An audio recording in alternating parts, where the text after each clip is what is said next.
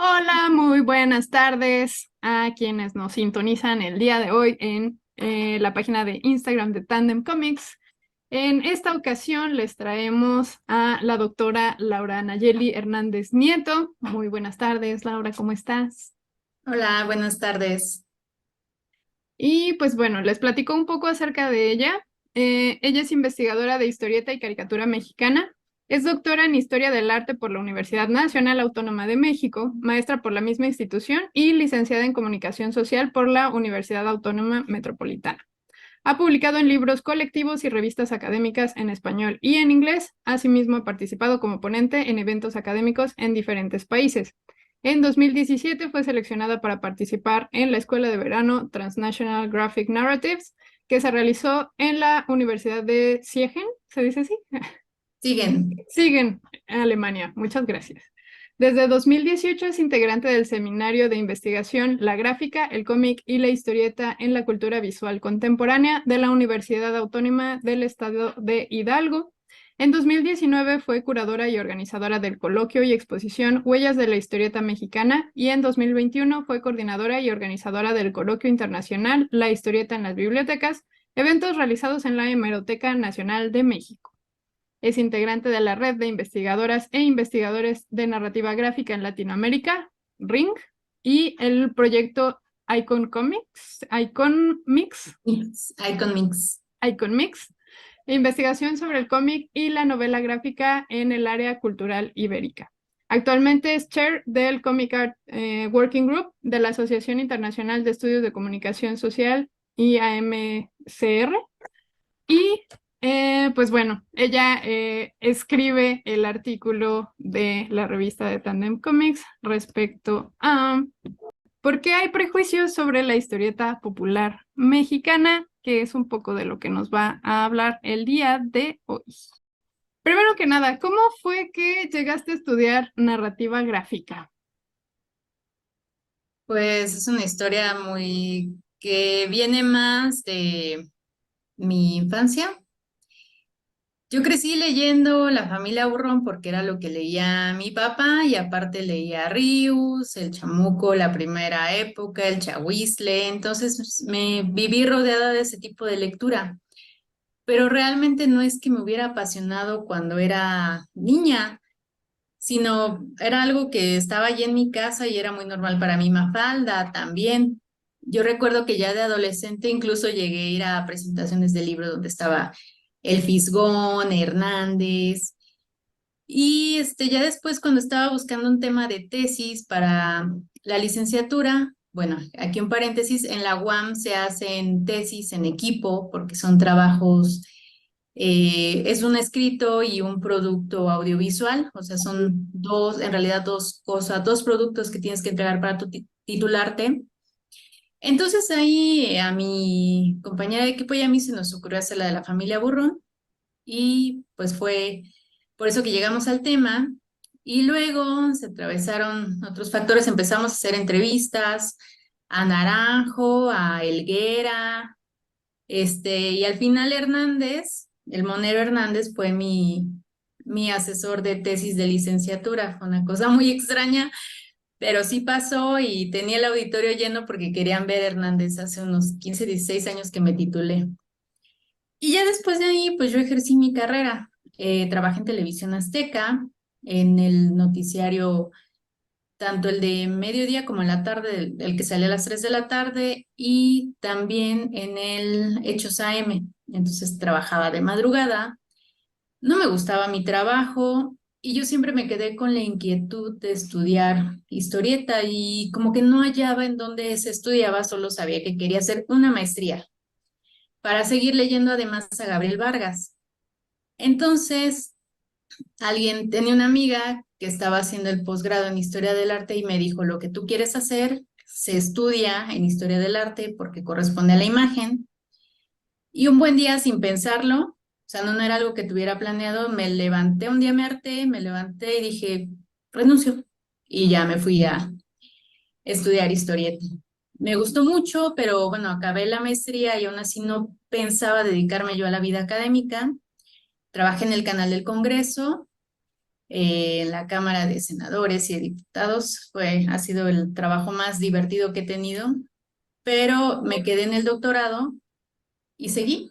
Y ya después me ganaron los cómics, porque yo solo había leído el cómic anterior y después empecé a ver que era todo mundo, que había muchos temas, autores y ya. Aquí me quedé y pues seguí ya, decidí dejar los medios y continuar solo con mi vida académica.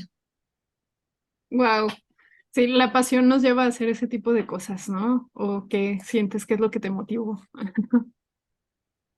Ajá, Súper. ¿Por qué te interesa la época de oro en particular? porque bueno, yo llegué a esa etapa porque me gusta hacer mucho trabajo de archivo. Es algo muy pesado, pero es como entrar eh, a una cueva de las maravillas, donde hay un montón de posibilidades, de títulos. Además, porque son una ventana al pasado y entonces es muy divertido de repente encontrar anuncios o lo que la gente, pues sí, la gente deseaba en otra época, lo que consumían en otra época. Entonces a mí me gusta mucho eso y porque siempre me ha gustado mucho el cine de la época de los 40, sí, de la Edad de Oro, y cine y cómic van muy relacionados, o sea, ambas industrias culturales que tuvieron su esplendor en los 40 comparten temáticas. Entonces, eso en específico, en las historietas de Gabriel Vargas, lo que encuentro es esa unión con el cine de oro, con los años 40 que me gustan mucho, con la pintura, porque yo en realidad mi especialidad en historia del arte es en arte moderno, entonces se conjuga todo y es maravilloso. Entonces, me gusta mucho ir a ver el archivo. eh, es, no podría decir que es divertido porque mucha gente asume que leer historietas por horas es divertido. Llega un momento en que, claro, te harta tanto trabajo porque estás leyendo con un afán entre gozoso y que no, porque hay que registrar datos y cosas, lo que te dé pauta para la investigación, pero que me gusta hacerlo y creo que es importante porque, aunque haya gente por ahí diciendo que si la nostalgia y que está mal, esto no es nostalgia, se trata de reconstrucción histórica que tiene una metodología para hacerlo y que si se reconstruye el pasado, puedes tener una pista de, bueno, por qué, cómo era la sociedad y cómo se desarrolló la industria. Y eso no está totalmente escrito. Sí, wow. Definitivamente es una chambota, ¿no? Es lo que hemos platicado también con algunos de los autores de la revista de Tandem, de que pues todo esto es chama, no solamente crearlo, sino también hacer la investigación. Y sí, de repente es como de, dibujas monitos todo el día, lees monitos todo el día, ¿no? ¿Qué tan difícil puede ser? Pero realmente sí necesitas tener como esa motivación, ¿no? Como muy fuerte y verdadero interés para seguir y seguir con este trabajo, ¿no? Ujú. Eh, y pues bueno, ¿consideras que las buenas historias, más bien las historias de esa época, eran muy buenas o crees que nada más fue un boom porque había pocas fuentes de distracción, no teníamos internet, redes sociales, todo eso y era como lo único que teníamos? No, claro que eran buenas, porque si no hubieran tenido un buen guión, un buen dibujo, pues, ¿para qué las lees, no? Porque incluso los editores sabían muy bien su negocio. Aparte, la historieta en los años 40, bueno, en general en época de oro y época de plata, se trataba de vender.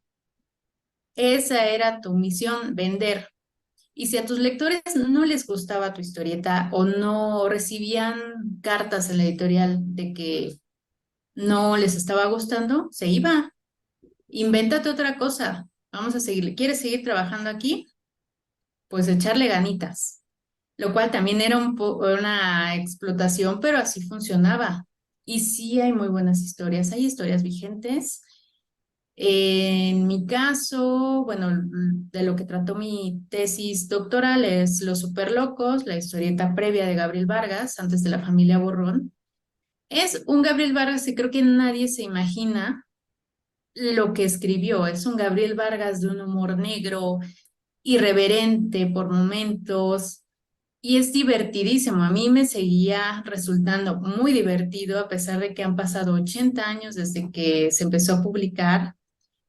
Sigue teniendo un humor muy inteligente. Y así como esa, hay muchas historias, incluso, bueno, porque se sigue haciendo Rubí en telenovela. Rubí también nació en esas épocas. María Isabel, que bueno, todavía la última versión la hicieron en los 90 con Adela Noriega y demás.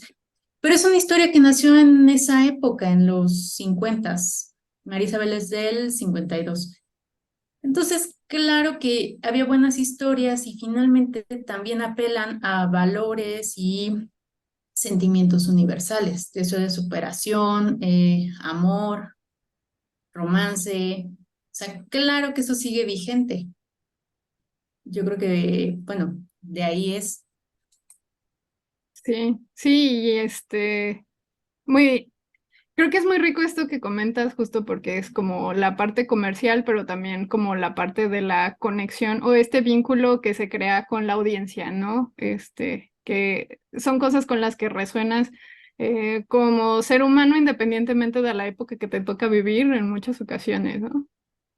Ujú. O sea, tenían los autores también en esa otra época. Creo que tengo un pepín por aquí, ¿no? Tengo un micro suspenso por aquí a la mano. Pero en esa época, bueno, si me das un segundo, te enseño una revista. Así, con gusto. A ver, ¿qué es un pepín? Ujú. Que tenemos un pepín de otra época. Uh, Están por acá fuera de mi acervo porque fueron mi material de trabajo. Pero bueno, tenían estas historietas, a ver si tenemos suerte y encontramos aquí algo. Las cartas del público. Claro que en esa época no les aventaban un peluche del doctor Simi, pero tenían sus cartas del público en la que les decían que les encantaban sus historias, les mandaban su retrato a los autores para que les publicaran un dibujo de ellos, así de nuestra amable lectora, la señorita tal, nos envía su foto, aquí se lo devolvemos con un dibujo, claro que sí. Y entonces, eso habla también de que las historias tenían una conexión con las personas. Bueno, aquí no nada más tengo el de como de avisos, ujú. de ocasión, de cuando se escribían para ver si podían encontrar algún familiar. Aquí no tuvimos suerte, pero eso es lo que pasaba. Vaya, varias de esas como estrategias para vincularse con la audiencia, pues se han pasado a medios digitales, pero realmente son como que un poco parte de la humanidad, ¿no? Ujú. ¿Y cuál es tu historieta favorita? Obviamente siempre va a ser Los Superlocos de Gabriel Vargas. Y nadie me cree que ahorita ya no está en la sala de mi casa porque cuando me mudé ya no cabía. Tengo un retrato de Gabriel Vargas de como 1 metro por casi por 1 metro, hecho en grana cochinilla que me regaló un amigo artista de Oaxaca, Edgar Jair Trujillo, gran artista, por cierto, que tiene a Gabriel Vargas y a los Burrón. Y Los Superlocos siempre será mi historieta preferida. Ya de las contemporáneas no sabría qué decirte porque me gustan muchas, pero esa es la que siempre tendré en mi corazón. Los Superlocos de Gabriel Vargas. Y siempre he dicho que un día me voy a tatuar a un Gilemón, metralla y bomba en el brazo. Sí, nos encantará verlo cuando lo hagas. Qué cool. Y pues bueno, ¿crees que actualmente al cómic se le desprecia o crees que ya hay una actitud diferente al respecto? Se lo sigue despreciando, o sea, pero no a la actual, porque la actual ya le llamas novela gráfica y ya como que ya no suena tan feo, pero a los cómics de otra época se les sigue viendo como viejos, caducos. Incluso sí hubo una generación que tuvo una ruptura, que fue la generación de la crisis del 82, en la que Si ves, hay muchos autores que empezaron en esa época y que decían, ay, nosotros no leemos a Gabriel Vargas, a Yolanda Vargas Dulce y los anteriores, porque ya traemos nuevas propuestas y demás. Claro que lo que veían ahí era una crisis, se conjuntaron muchos factores, tanto, bueno, que empezaron a llegar otros productos como mangas, que ya era más abierto, otras publicaciones, pero sí se le sigue viendo así como a la historieta viejita, ¿no? Así, ¿qué me puede aportar? Pues mira, que yo creo que muchos desearían tener una asesoría de Yolanda Vargas Uché para levantar el guión, ¿eh? Si vendiera por algo. O sea, ¿cuánta gente quisiera tener el talento de dibujante de Antonio Gutiérrez? A Gabriel Vargas dicen qué mal dibujante era. Gabriel Vargas ya el Gabriel Vargas de los 40 era un súper dibujante que después lo que hizo ya en la familia Burrón fue una síntesis de trazo para ser más ágil y rápido, pero era un gran dibujante que tenía también muy bien aprendido el lenguaje del cómic. Entonces, creo que deberíamos de valorar eso porque así como se habla de la bande dessinée y toda la tradición franco-belga y el estadounidense y en la historia mundial del cómic nos echan a Latinoamérica en un solo costal. Y no es cierto, tenemos una tradición. Pero también alguna vez cuando, bueno, a mis alumnos que les daba clase en la maestría de narrativa gráfica, la que está en Guadalajara, Ah, sí les pregunté, bueno, ustedes van a las ferias y si les preguntan a otros si leen a Memín Pinguín, ¿qué les dicen? Y la respuesta fue, ay, eso no es, o sea, como si hubiera una desconexión, como ujú. no reconocer la raíz, que este árbol de la narrativa gráfica actual tiene una raíz. Sí, sí, qué fuerte. De hecho, justamente es como un tema, ¿no? De que desde cierto punto ha habido como una desconexión con las generaciones anteriores, ¿no? Pero sí, estoy como completamente de acuerdo ahí, como esa sensación, en general. Y como también me comentabas un poco como detrás de cámaras, ¿no? Este desconocimiento, que es como que un desprecio, pero es así como que, no, yo no leo Memín Pinguín, pero nunca he leído uno, ¿no? Entonces es como de, pero ¿qué está pasando? ¿No? Ujú, esa historieta viejita que me va a aportar Ujú, es en otras épocas en las que no había tampoco cómic digital. Si te equivocabas en tu dibujo, ibas y lo repetías. Y bueno, ese ojo también lo tenía gente como Yolanda Vargas Dulce. Entonces, no sé por qué también el desprecio desde ese otro frente hacia la historieta. Y por otro lado, que no tenemos realmente una historia o una enciclopedia de títulos, o sea, autores. No es que vayas y digas, ay, claro, me interesa Antonio Gutiérrez, voy a comprar el libro de Antonio Gutiérrez. No lo hay. No ujú, hay tampoco otro libro que vayas tú al Fondo de Cultura a buscar un libro de José G. Cruz. No lo hay, ni la compilación de obras completas. Entonces también, para los que critican eso de por qué estudiar el cómic antiguo, pues porque hay un montón de información errónea en Internet. Lo que te comentaba detrás de cámaras ujú. es el caso de Rarotonga, que bueno, últimamente, gracias a, bueno, Alfonso Acosta, el nieto de Antonio Gutiérrez, que nos abrió la puerta de su casa para poder ver el archivo, nos dimos cuenta que Rarotonga, la información que existe en Internet, no es de lo que se trataba Rarotonga.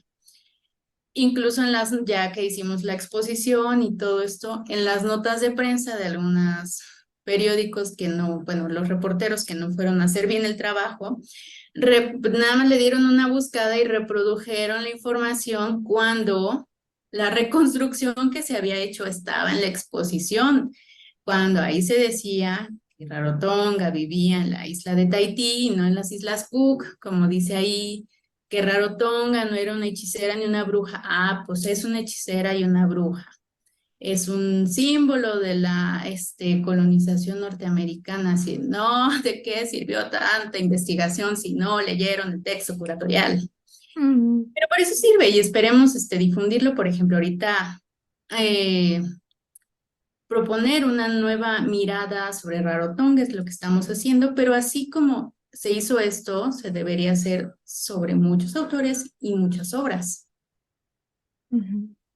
Sí, tienes razón, vaya una labor no algo, bastante ardua, ¿no? Ya en estos tiempos, porque simplemente el conseguir el acceso al material, ¿no? Es complicado, pero también creo que valdría muchísimo la pena.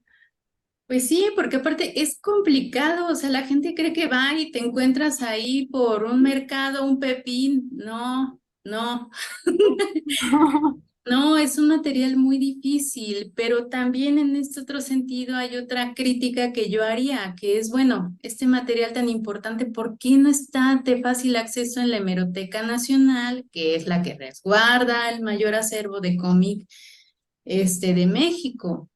O sea, no, por eso digo que sea una obligación que tú compres este material, hay donde consultarlo, pero la cosa es que no está accesible. Sí, sí, también como la problemática de tanto que era percibido como como algo como muy desechable, ¿no? A lo mejor tanto por la impresión y por todo era de que, pues ya lo terminé de leer y se pasaba como por 20 manos hasta que se deshacía y cosas por el estilo, ¿no? Que también ya es Ujú. complicado. Ajá, pero pues sí espero que algún día se pueda abrir un acervo para el público y puedan leer estas lindas historietas. Sería maravilloso.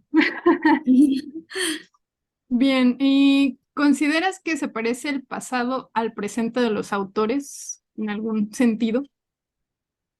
No, porque para empezar estamos hablando de, por ejemplo, si hacemos el comparativo con época de oro y plata,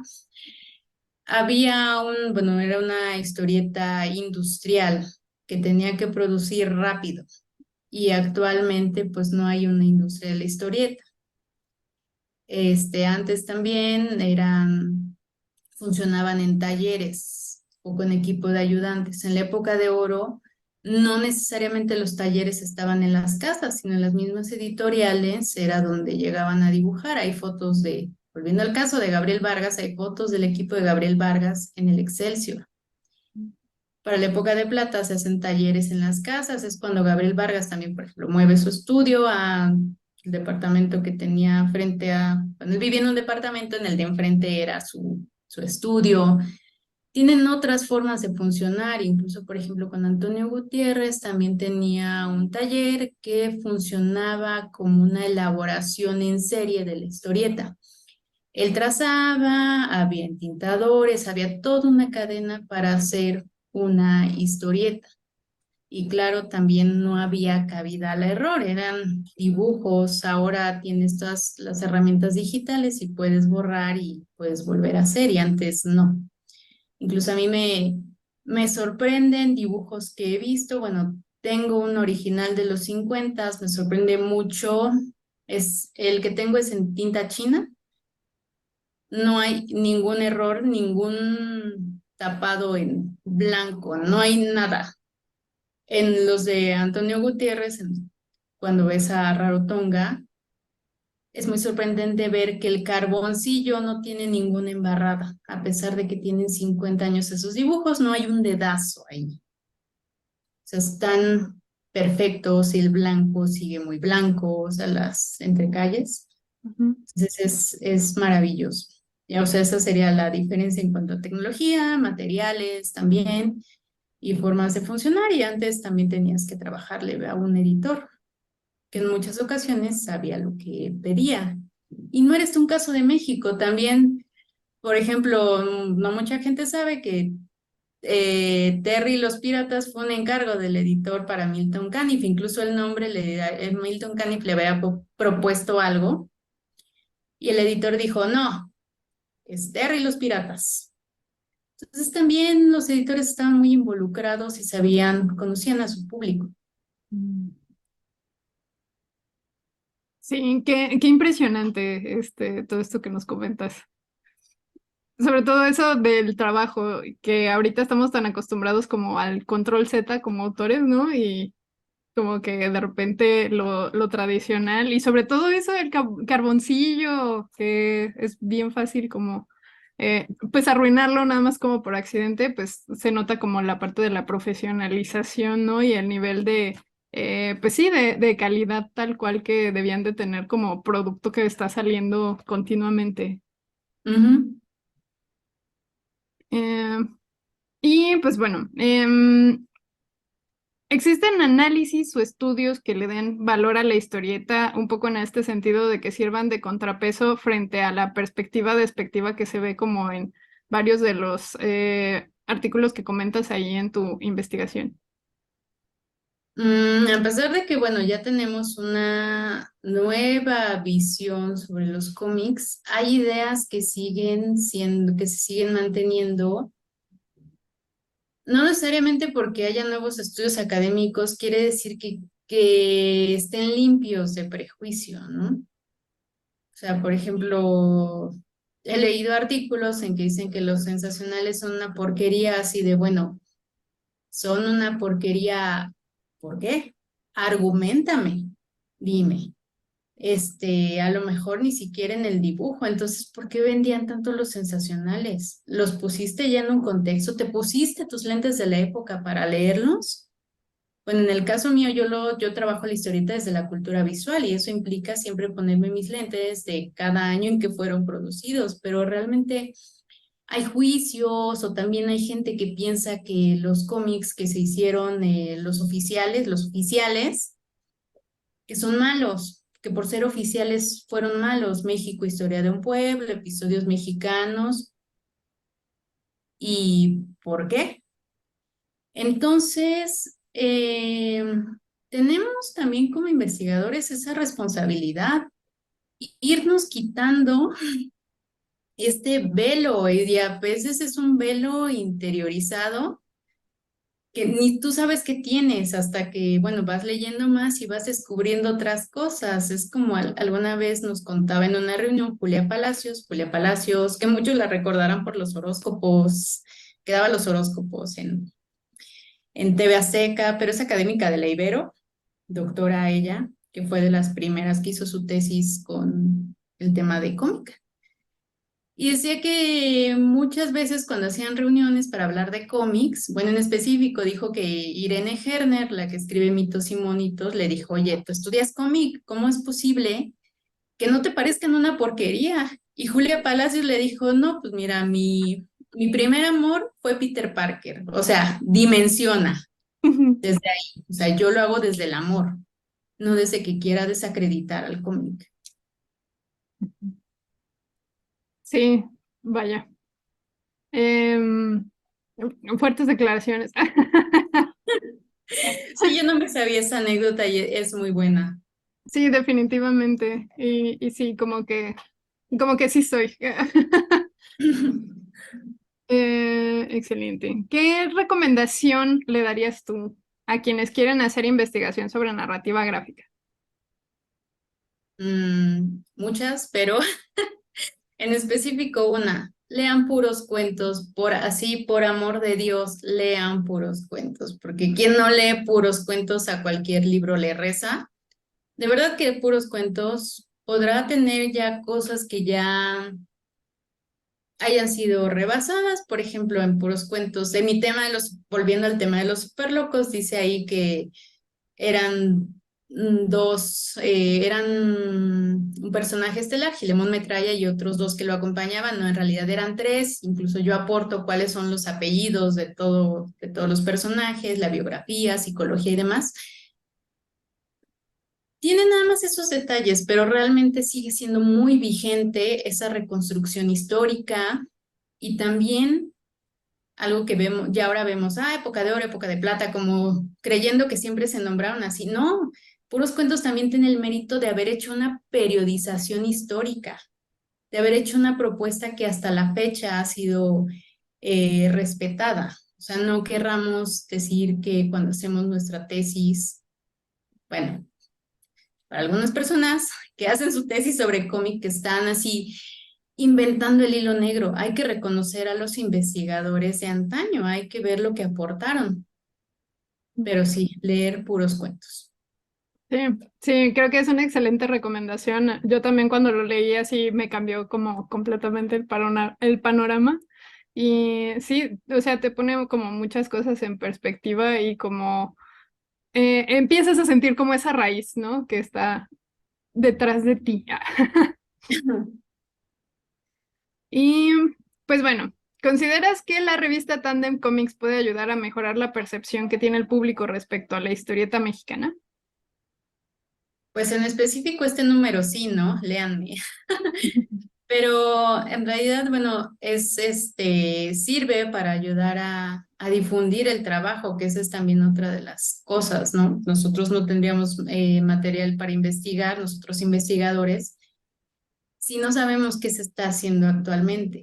Entonces, siempre estas revistas quedan como testimonios de una época. O sea, yo no creo que sean esfuerzos echados a la basura, como también por ahí se dice muchas veces de estas revistas de compilaciones, en algún forman parte de la historiografía, bueno, nosotros como historiadores lo digo, pero este, mm, todos los esfuerzos de publicaciones siempre sirven y bueno, si pudieran ayudar a llegar a la meta, sería grandioso. Sí, lo apreciaríamos mucho. De hecho, vamos directo al mensaje de nuestros patrocinadores. Nos quedan solamente 4 días de la campaña, así que les agradeceremos mucho que nos apoyen, ya sea mediante la adquisición de alguna de las geniales recompensas que tenemos para ustedes. Recuerden que pueden adquirir las ediciones impresas, tanto del número 0, que fue el que se publicó el año pasado, como el número 1 y las ediciones digitales dentro de algunas otras recompensas que pueden encontrar ahí en la campaña. Mm, Y ¿Y qué más? ¿Alguna pregunta en el... No tenemos preguntas, a ver, en excepción del público. No pregunten cosas, lo que usted siempre quiso saber y no se atrevió. puede hacerlo ahora. Puede hacerlo ahora, por favor. Bueno, a lo mejor en lo que la audiencia se ¿Se escuadrilla animan un a poco. preguntar? Sí, ¿crees tú que ya es momento de sacar como un siguiente número de puros cuentos? Una, yo creo que sería hacerle la revisión y con las nuevas aportaciones. También futuros investigadores, las tesis doctorales de grado o de licenciatura se citan y son aportaciones al campo. Y en este caso, lamentablemente, también en México no hay edición de libros sobre estudios críticos de cómic. Bueno, si luego no hay para los autores, menos para los estudios. Y bueno, a partir de las tesis, poder hacer esta revisión a puros cuentos y hacer, yo creo que ya no sería un tomo 4, serían 4, 5 y 6 y dejarlos como propuesta para el futuro para quien quiera seguir eh, estudiando cómic. En primer lugar, ya sería un triunfo si un día se logran reeditar estos tomos. Sí, sí, porque también volvemos a lo mismo, ¿no? No es tan fácil encontrarlos. Están como en algunas bibliotecas y luego en una encuentras el uno, en otra el 2 y el 3 perdido por Ajá. ahí. Ujú. Entonces, sí, también es como muy difícil. Incluso en la Hemeroteca Nacional, según yo recuerdo, solo había los dos primeros. El tercero es muy raro. Sí, de hecho Y ahora justo ya... Ajá. lo acabo de ver hace poquito que fui a la biblioteca del TEC de Monterrey y fue como, por Dios, tienen el 3.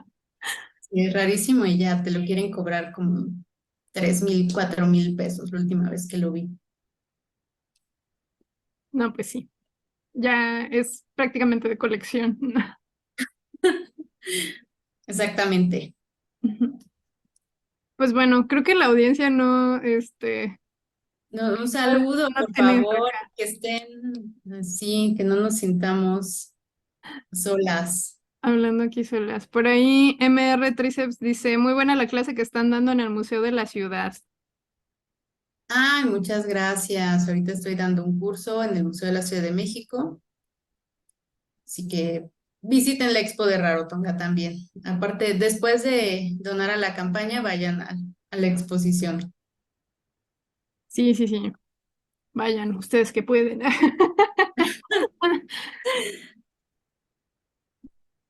Pues bueno, yo creo que la dejaremos por esta ocasión hasta aquí. Ya si nos empiezan a llegar más preguntas, pues agendamos otra siguiente sesión si tienes oportunidad y porque sería muy interesante conocer este, qué inquietudes tiene la audiencia como respecto a toda esta cuestión de investigación histórica, ¿no? Ujú. Que es un tema súper interesante. Yo ya me emocioné. Ah, qué bueno. Sí. Espero haber contagiado el gusto por la investigación que yo tengo. Así es. Y pues bueno, por acá Uriel Pérez, ilustrador, viene saludando. Hola, vengo llegando apenas. Muchas felicidades por la iniciativa. Muchas Ay, gracias. gracias, Uriel. Y pues recuerden también que todas estas entrevistas las van a poder ver si apenas van llegando como Uriel. Las pueden ver en el canal de YouTube de Tandem Comics. Ahí las vamos a tener almacenadas porque nos están compartiendo información muy, muy valiosa que, pues bueno, tiene que estar accesible al público en general. Y pues ahí mismo pueden dejar como algunas preguntas en los comentarios, sería muy interesante. Y pues bueno. Eh, Emilio Saludos, Rosco, Emilio. 17 manda saludos también. Bien. Ahí está. Saludos. Ay, Jaime Cifuentes. Yo me estoy viendo a mí también Yo estoy siguiendo mi propia transmisión. Excelente. ¿Qué nos dice Jaime? Que sí, tendrás visita guiada próximamente en el Museo de la Ciudad. Sí, la otra semana vamos a tener visita guiada a las 12 del día. Es el jueves. No, es esta semana, perdón, perdón. Ya no sé ni en qué día vivo. Este jueves a las 12 del día. Y también el 30 de julio, que se va a la exposición, tendremos otra visita guiada y estamos armando ¿qué vamos a hacer? Si un bailongo o qué, para despedir la exposición, porque también va a ser complicado volver a exhibir estos Rarotonga originales por lo delicado del material. Entonces, así que aprovechen. Saludos, Jaime. Espero que puedas venir. Sí, aprovechen, aprovechen. Oportunidades únicas en la vida.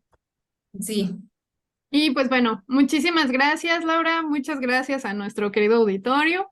Y pues bueno, recuerden que la narrativa gráfica mexicana está más viva que nunca y seguimos en comunicación porque ahorita a las 7 tenemos a Motsaki en entrevista. muy interesante. No se lo pierdan, ¿eh? Sí, no se lo pierdan. Nos vemos. Gracias. Bye. Con tu apoyo, podremos acercar las creaciones de esta nueva generación de autores a más personas. La narrativa gráfica mexicana está más viva que nunca. Contigo, lograremos que sus latidos resuenen en más corazones.